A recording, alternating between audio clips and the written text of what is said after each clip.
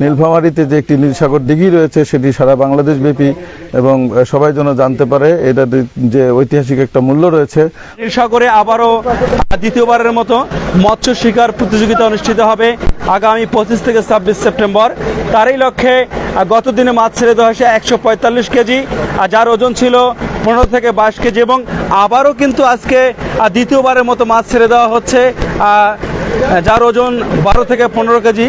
মাছগুলো দুর্গাপুর থেকে আনা হয়েছে।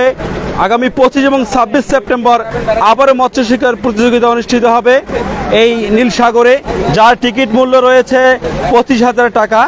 প্রায় 5টি পুরস্কার রয়েছে, যার প্রথম পুরস্কার 2 লক্ষ টাকা এবং সর্বশেষ পুরস্কার রয়েছে 30,000 টাকা।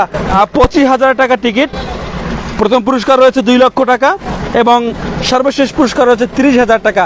সব মিলে 5টি পুরস্কার থাকবে আপনাদের জন্য।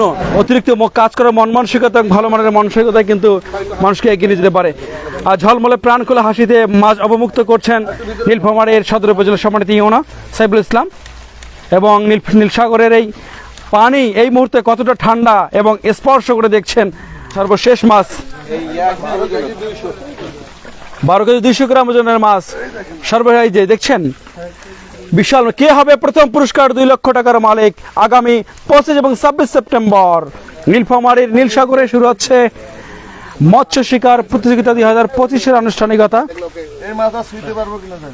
এই বিষয়ে এখানে নীলফামারী জেলা অতিরিক্ত জেলা প্রশাসক সার্বিক জনাব জ্যোতিবিকা চন্দ্র রায় রয়েছেন। আমরা তেনার কাছে জানতে চাইব আগামী যে 25 এবং 26 সেপ্টেম্বর এই আনুষ্ঠানিকতা হবে সে বিষয়ে পরিকল্পনা সুনির্দিষ্ট একটু যদি আমাদেরকে জানাতেন। আপনারা জানেন যে গত 14 এবং 15 আগস্ট আমাদের যে প্রথম প্রতিযোগিতা অনুষ্ঠিত হয়েছিল সেখানে আমরা প্রচণ্ড সাড়া পেয়েছি এবং তার আগে যারা মৎস্য শিকারী রয়েছেন তারা যাতে প্রতিযোগিতায় আনন্দ উপভোগ করতে পারেন, কিন্তু প্রচুর পরিমাণ মাছ ছাড়া হয়েছে। তো এবারে আরও বড় বড় মাছ ছাড়া হয়েছে। প্রায় আমরা গত সপ্তাহে আপনারা দেখেছেন যে 15 থেকে 23 কেজি ওজনের মাছ আমরা ছেড়েছি অনেকগুলো, এবং আজকেও আমরা আপনাদের উপস্থিতিতে এই মাছগুলো ছাড়া হলো, যেটা উদ্দেশ্য হচ্ছে আগামী 25 এবং 26 সেপ্টেম্বর আমাদের এই দ্বিতীয় মৎস্য শিকার প্রতিযোগিতাটি অনুষ্ঠিত হবে। তো এখানে অনেক বড় বড় মাছ রয়েছে এবং অনেকগুলো মাছ রয়েছে। আপনারা সবাই এখানে অংশগ্রহণ করবেন এই প্রত্যাশা ব্যক্ত করছি। এবং আমাদের এই আয়োজনের যিনি উদ্যোক্তা জেলা প্রশাসক, সম্মানিত জেলা প্রশাসক মোহাম্মদ নাইরুজ্জামান স্যার, তিনি অত্যন্ত উৎসাহের সাথে এই প্রোগ্রামটি করার চেষ্টা করছেন। একই ধারে নীলফামারীতে যে একটি নীলসাগর দিঘি রয়েছে সেটি সারা বাংলাদেশ ব্যাপী এবং সবাই যেন জানতে পারে এটা যে ঐতিহাসিক একটা মূল্য রয়েছে, ঐতিহাসিক একটা ভ্যালুস রয়েছে, সেটা যেন আরও সবাই জানতে পারে।